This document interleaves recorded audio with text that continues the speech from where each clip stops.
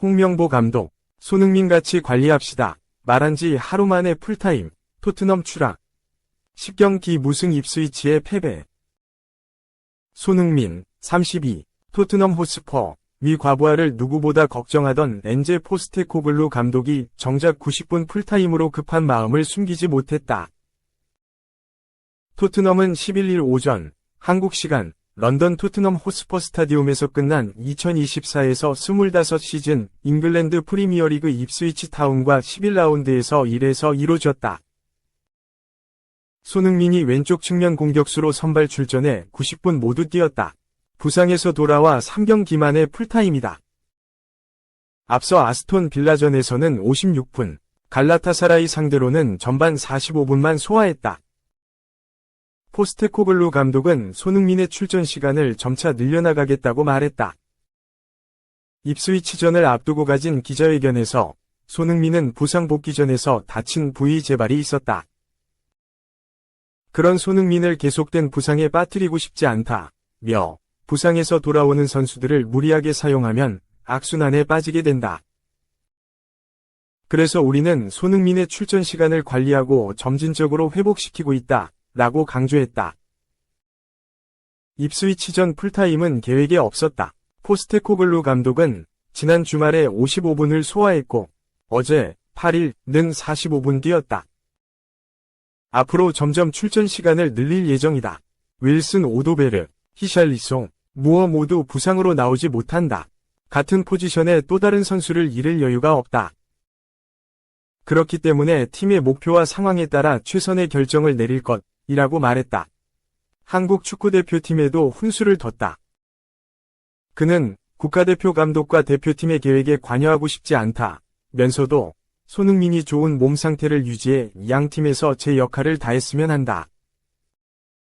우리는 건강한 손흥민을 원한다. 토트넘과 대표팀 모두 이를 통해 긍정적인 결과를 얻을 수 있다고 확신한다. 고 했다. 당연히 A 매치데이 직전에 열리는 입스위치전도 후반 일정 시간까지만 뛰고 뺄 줄 알았다. 그런데 토트넘이 패배에 직면하자 관리는 없던 말이 됐다. 이날 손흥민은 90분을 뛰면서 슈팅 4개, 키패스 2개를 슈팅 4회, 키패스 2회, 드리블 성공 2회, 경합 성공 3회 등으로 분전했다.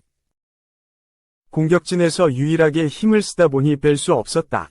그런데도 동료들의 지원이 부족한 탓에 고개를 숙였다. 전반과 후반 한 차례씩 사실상 떠먹여준 패스를 뱉어낸 공격수들이 아쉬웠다. 손흥민은 전반 3분 왼쪽에서 오른발로 택배 크로스를 연결했다. 브레넌 존슨도 문전으로 잘 침투해 발을 갖다 댔다. 골키퍼가 반응하지 못했는데 슈팅이 골문을 비껴갔다.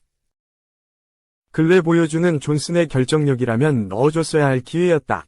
후반에는 티모 베르너가 기회를 허공으로 날렸다. 손흥민이 박스 안에서 상대 수비를 다 끌고 온 뒤 홀로 있던 베르너에게 패스했다. 베르너도 기회라고 판단해 왼발 슈팅을 가져갔는데 골문 위로 떴다. 손흥민이 2차례 동료들에게 무방비 상태를 만들어줬지만 골로 연결하지 못하면서 토트넘은 자연스레 패배를 받아들여야 했다. 전반에만 입스위치에 2골을 허용한 토트넘은 후반 반격을 모색했다. 손흥민도 더욱 힘을 짜냈다. 후반 3분 특유의 오른발 가마차기를 선보였는데 상대 골키퍼에 막혀 아쉬움을 삼켜야 했다. 운도 따르지 않았다. 곧바로 도미닉 솔랑키가 만회골을 터뜨리는 듯했는데 비디오 판독, VAR 결과 핸드볼이 선언됐다. 탄식 속에 토트넘의 공격은 힘이 빠졌다. 더구나 후반 21분에는 사르까지 부상으로 빠지는 불운이 겹쳤다. 그래도 후반 24분 추격의 불씨를 지폈다. 포로가 올려준 코너킥을 벤탄쿠르가 헤더골로 연결했다. 기어이 한 골 따라붙은 토트넘이 마지막 기세를 뿜어냈다. 그러나 마무리 세밀함이 부족했고 8분 후 추가 시간마저 추가 득점 없이 보냈다. 입스위치는 들떴다. 토트넘을 제압한 게 무려 22년 만의 프리미어리그 승리다. 이들의 마지막 승리는 2002년 4월이었다. 경기 후 BBC는 입스위치가 토트넘을 상대로 올 시즌 첫 승리와 22년 만의 승리를 기념했다며 2002년 4월 미들즈보러전이 마지막 프리미어리그 승리였고 원정은 2002년 2월 에버턴전이었다. 고 오래 멈췄던 역사를 강조했다. 2. 3승 1무, 판 니스텔로이. 끝내 메뉴 떠난다. 아모림 체제 시작 오른쪽 화살표 그의 자리 없다. 오피셜. 메뉴는 12일, 한국 시간, 구단 공식 홈페이지를 통해 판 니스텔로이와 코치들이 맨유를 떠난다. 판 니스텔로이는 임시감독으로 지난 4경기 동안 팀을 이끌었다. 그는 맨유의 레전드이며 앞으로도 그럴 것이라고 판 니스텔로이의 이탈을 발표했다. 이어 구단은 판 니스텔로이의 공헌과 함께하는 동안 임시감독 역할에 접근하는 방식에 감사를 표한다. 그는 올드 트래퍼드에서 항상 환영받을 것이다. 또 르네 하케, 옐레텐 루엘라르, 피터 모렐 코치도 떠났다. 구단은 모두의 앞날에 행운이 있기를 기원한다. 적절한 시기에 완전한 1군 코치진을 구성할 것이라고 다른 코치들도 판 니스텔로이와 함께 구단을 떠난다고 덧붙였다.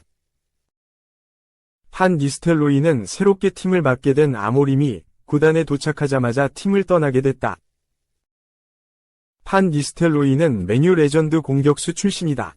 2001년 8월부터 2006년 7월까지 5년간 뛰면서 프리미어리그 150경기 95골을 기록했다. 이후 알렉스 퍼거슨 당시 맨유 감독과의 불화로 레알 마드리드로 이적했다. 박지성과 맨체스터 한인식당에서 자주 식사를 하는 등 친한 사이로 잘 알려졌다. 말년에는 독일 함부르크에서 뛰며 손흥민의 멘토 역할을 맡기도 했다.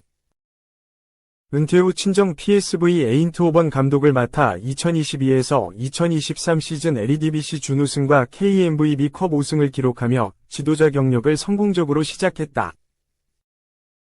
하지만 지난해 5월 선수단 운영과 관련해 구단과 마찰을 빚었고 지휘봉을 내려놨다. 이번 시즌을 앞두고 코치로서 에릭 텐 하흐 사단에 들어갔다. 맨유가 지난달 웨스트햄 유나이티드와의 경기에서 패배하고 텐 하흐 감독을 경질한 뒤에는 새 감독이 부임하기 전까지 임시 감독으로서 맨유를 이끌었다. 이번 시즌 부진했던 맨유에서 인상적인 성적을 올렸다. 레스터 시티와의 카라바오컵, 리그컵 경기에서 5에서 2대승을 거두더니 첼시와 1에서 1로 비기는 등 뛰어난 지도력을 발휘했다.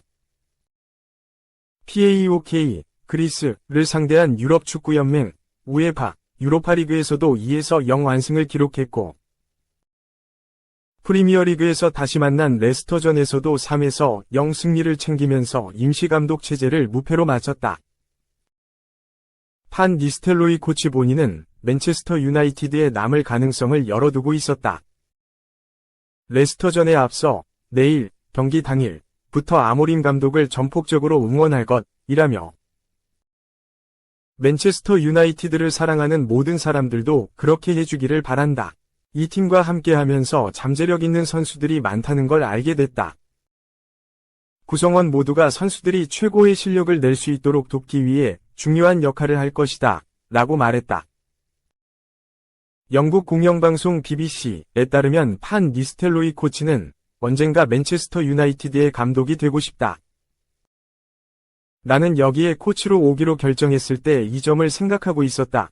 면서 맨체스터 유나이티드로 온 것이 내게 특별한 일고 코치로서 이 여정에 참여하고 싶다고 느꼈지만 나는 분명히 감독직을 맡고 싶은 분명한 야망이 있다며 당장은 아니더라도 언젠가 맨체스터 유나이티드 감독직을 맡고 싶다는 소망을 감추지 않았다.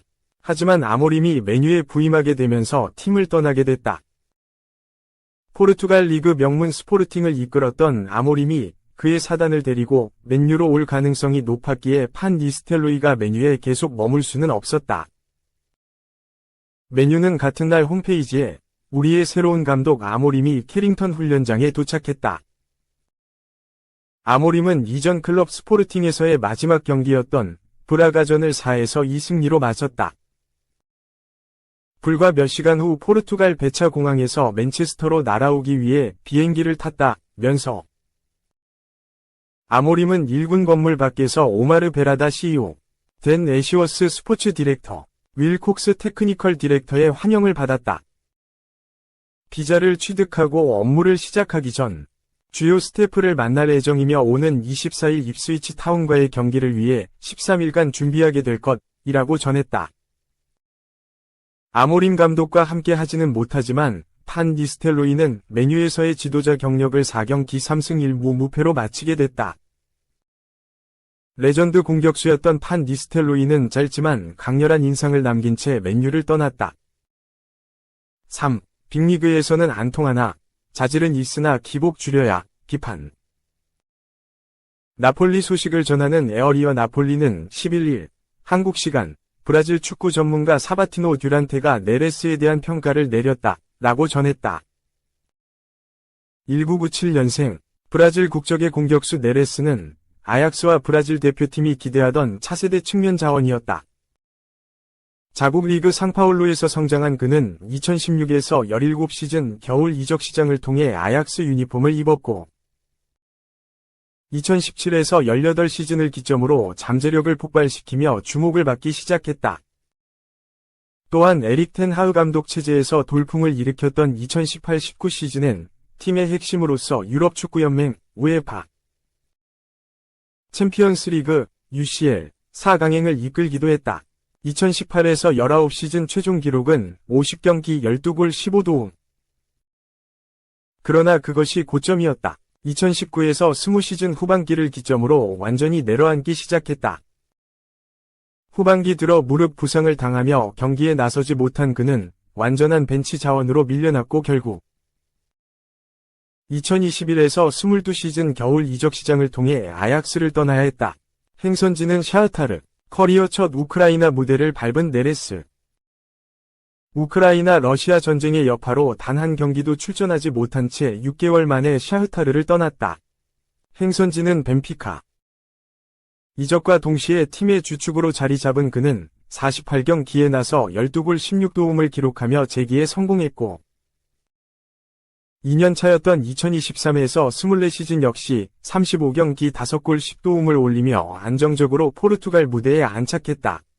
그리고 올 여름 이적 시장을 통해 나폴리에 입단. 현재까지 10경기에 나서 1골 3도움을 기록 중이다. 이탈리아 무대에서 분전하고 있는 그 만족스러운 활약은 아니다. 매체에 따르면 듀란테는 키스 나폴리와의 인터뷰에서 네레스는 많은 가능성을 보여줬고 자질을 갖추고 있으나 기복을 줄일 필요가 있다.